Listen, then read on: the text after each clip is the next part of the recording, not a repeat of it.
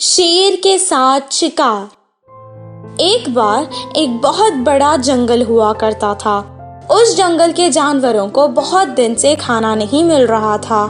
वो कई दिन तक उपवास रखने लगे। सारा जंगल घूमते थे पर उन्हें कुछ खाने नहीं मिलता था। पता नहीं ये गर्मियाँ आती ही क्यों है। जैसे ही गर्मियों का मौसम शुरू होता है हमें कुछ भी खाने नहीं मिलता। हाँ सच में, मुझे भी अच्छा भोजन करके लगभग 1 महीना हो गया है। अगर ऐसा ही चलता रहा हम ज्यादा दिन तक जिंदा नहीं रह पाएंगे। तीनों ने मिलकर सोचा कि अब वो शेर के पास जाकर उससे ही मदद मांगेंगे।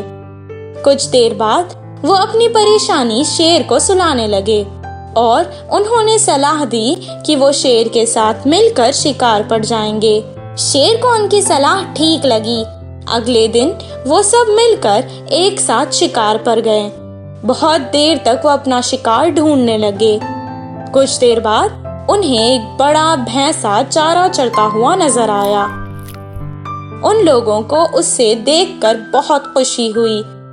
शेर को भी उस पर शिकार करना था।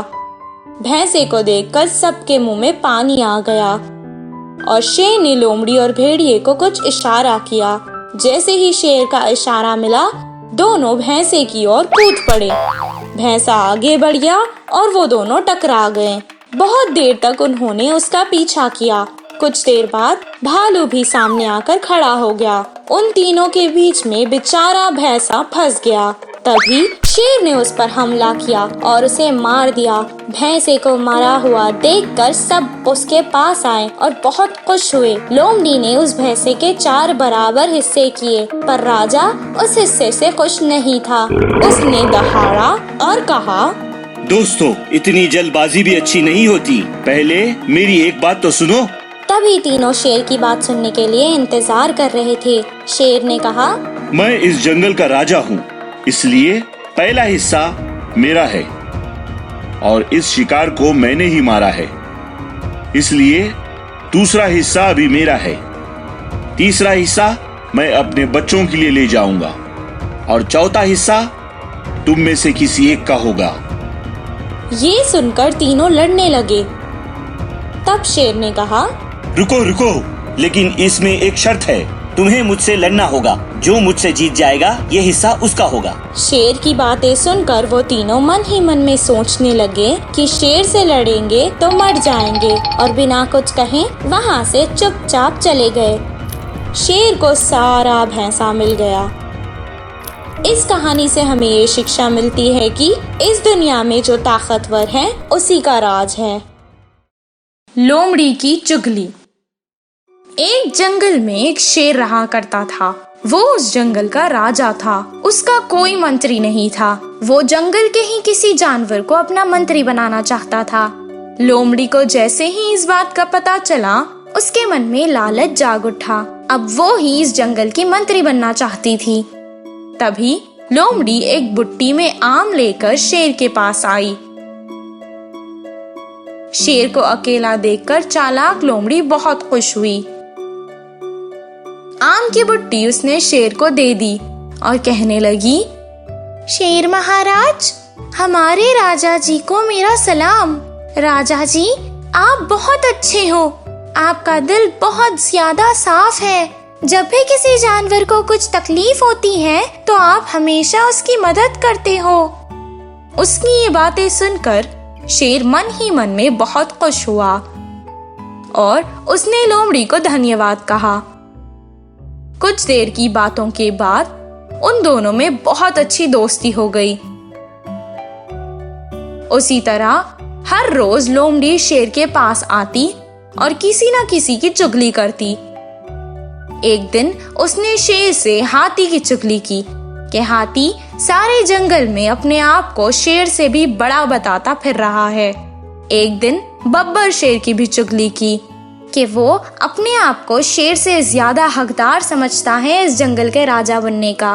और एक दिन उसने एक बंदर की चुगली की कि वो शेर से ज्यादा मौज मस्ती करता है। ऐसे ही रोज चुगली करते करते वो अपनी भी बड़ाई करती थी। लोमड़ी की रोज रोज की चुगलियां सुनकर शेर तंग आ गया था।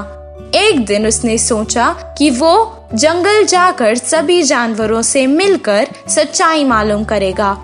जब वो जानवरों से मिलने गया, सभी जानवरों ने इज्जत से अपने सर झुकाकर राजा का सम्मान किया। यहाँ तक कि बब्बर शेर भी राजा के सामने सर झुकाकर इज्जत से खड़ा था।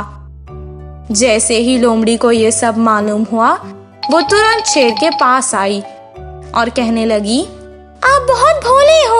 वो सब जानवर आपके आगे नाटक कर रहे थे। अगर मुझ जैसी चालाक मंत्री आपके साथ ना हो तो कोई भी आपको आसानी से बेवकूफ बना सकता है। उसकी मक्कारी बातें सुनकर शेर को बहुत गुस्सा आया और उसने बहुत जोर से छलांग लगाकर उसे एक चाटा मारा। लोमड़ी बहुत दूर जाकर गिर गई और चुपचाप अपनी जान बचाकर भाग गई। इस कहानी से हमें ये शिक्षा मिलती है कि अगर हम किसी का भी बुरा सोचेंगे तो हमारा भी कभी भला नहीं होगा। जादुई स्पर्श। एक गांव में राजा और कमला नाम के पति पत्नी रहा करते थे। उनकी एक बेटी थी जिसका नाम स्नेहा था। राजा को सोना बहुत अच्छा लगता था। वो अपनी बेटी को बहुत प्यार करता था। वो उसे प्यार से सोना बुलाता था। उसकी बेटी जिस भी चीज की जिद करती वो दिला देता था। वो एक किसान था। उसके खेत में एक आम का झाड़ था। वो उस आम के पेड़ को भगवान की तरह पूजता था। वो पेड़ को रोज पानी दिया करता था। उस पेड़ पर एक देवी रहा करती थी। वो राजा से बहुत प्रसन्न थी, इसलिए वो उसके सामने प्रकट हुई। अचानक एक देवी को उसके सामने देखकर वो बहुत खुश हुआ। राजा, मैं तुम्हारी भक्ति और सेवा से बहुत खुश हुई। मैं तुम्हारी एक इच्छा पूरी कर सकती हूँ। बिना कुछ सोचे समझे अपनी इच्छा बताओ।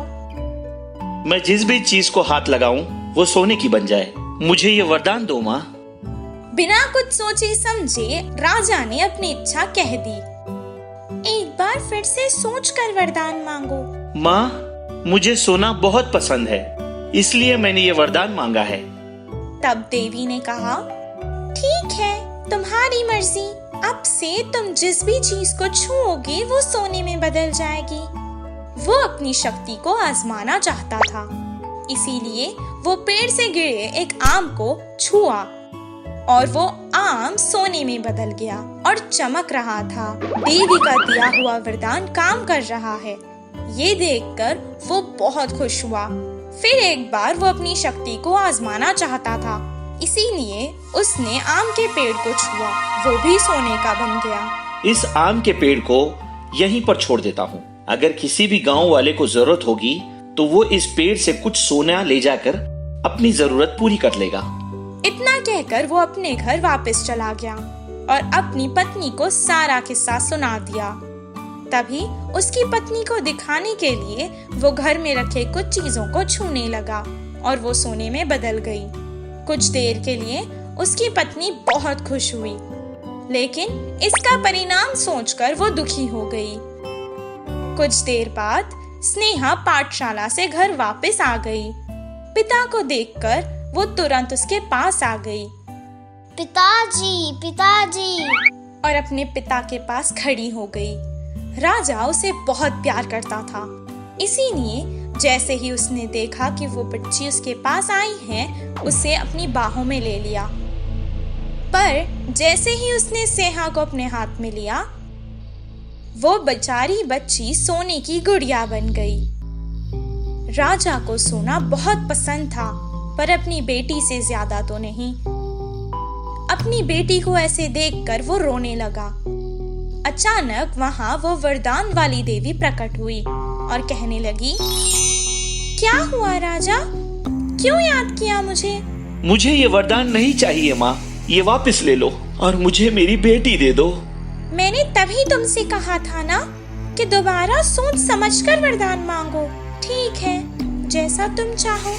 अब तुम्हारे पास कोई शक्ति नहीं होगी, तुम साधारण इंसान हो जाओगे और जो भी चीजों को तुमने छुआ है वो सोने से वापस साधारण हो जाएंगी। जैसा देवी ने कहा था, उसकी शक्तियां भी चली गई और जो चीजें उसने सोने में बदल दी थी वो भी साधारण पैनी जैसी हो गई। इसके बाद उसने कभी लालच नहीं किया और अपने परिवार के साथ खुशी खुशी रहने लगा। इस कहानी से हमें ये शिक्षा मिलती है कि अपने पास जो होता है उसी में खुश रहना चाहिए।